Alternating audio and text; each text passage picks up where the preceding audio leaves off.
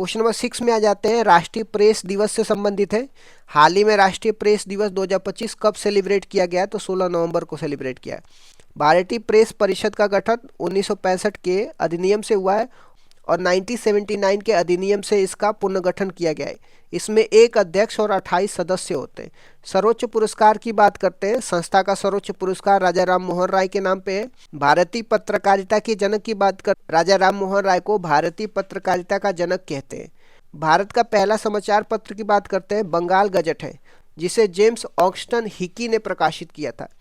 पहला हिंदी समाचार पत्र उदंड मार्तव है, जिसे पंडित जुगल किशोर शर्मा द्वारा प्रकाशित किया जाता है।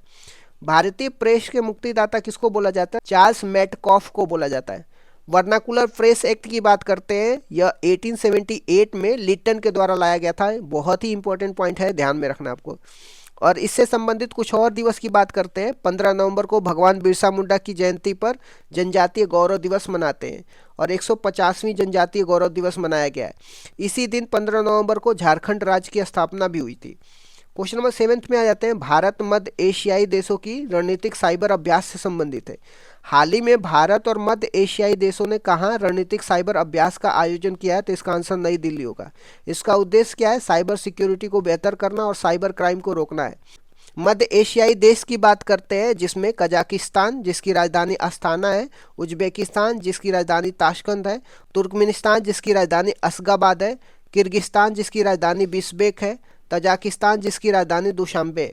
उत्पत्ति की बात करते हैं, यह पांचों देश 1991 में सोवियत संघ यूएसएसआर के विघटन के बाद अलग हुए थे। संबंधित सैन्य अभ्यास की बात करते हैं, काजिंद सैन्य अभ्यास इंडिया कजाकिस्तान के बीच में, दश्तलिक इंडिया उज्बेकिस्तान के बीच में, खंजर इंडिया किर्गिस्तान के बीच में। क्वेश्चन नंबर 8 में आ जाते हैं, नशा मुक्त भारत अभियान का समापन से संबंधित है।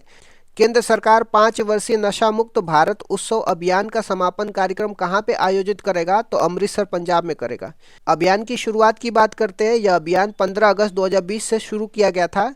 समापन स्थल की बात करते हैं, अमृतसर में गुरु नानक देव यूनिवर्सिटी में इसका समापन किया जा रहा है। कारण की बात करते हैं, यह अभियान 5 साल के लिए स्टार्ट किया गया था और यह माना जाता है कि यूथ जो नशे का सबसे बड़ा उपभोक्ता होता है, सबसे पहले यूनिवर्सिटी से आकर्षित होता है।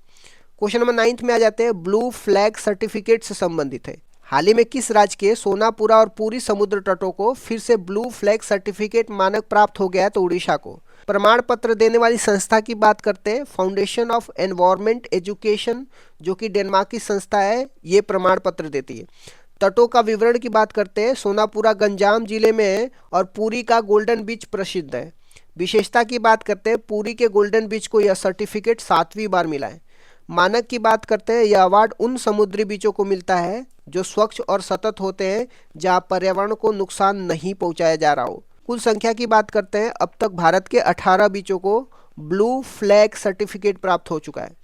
क्वेश्चन नंबर 10 में आ जाते हैं, एंटी टैंक गाइडेंस मिसाइल खरीद समझौता से संबंधित है। हाल ही में केंद्रीय रक्षा मंत्रालय ने innerwear anti tank guidance missile की खरीद के लिए किसके साथ समझौता किया है? तो इसका आंसर बीडीएल होगा, जिसको भारत डायनामिक्स लिमिटेड बोलते हैं। समझौता के मूल्य की बात करते हैं, यह समझौता 2095 करोड़ रुपए का हुआ है। मिसाइल तकनीकी की बात करते हैं, यह मिसाइल लेजर निर्देशित होने वाली है, जिससे इसकी सटीकता बढ़ जाएगी। सिस्टम और रेंज की बात करते हैं, यह फायर एंड फॉगेट सिस्टम पे आधारित होती है। एक बारी फायर करो और भूल जाओ। और इसकी रेंज की बात करते हैं, यह 5000 मीटर के रेंज तक हमला कर सकती है।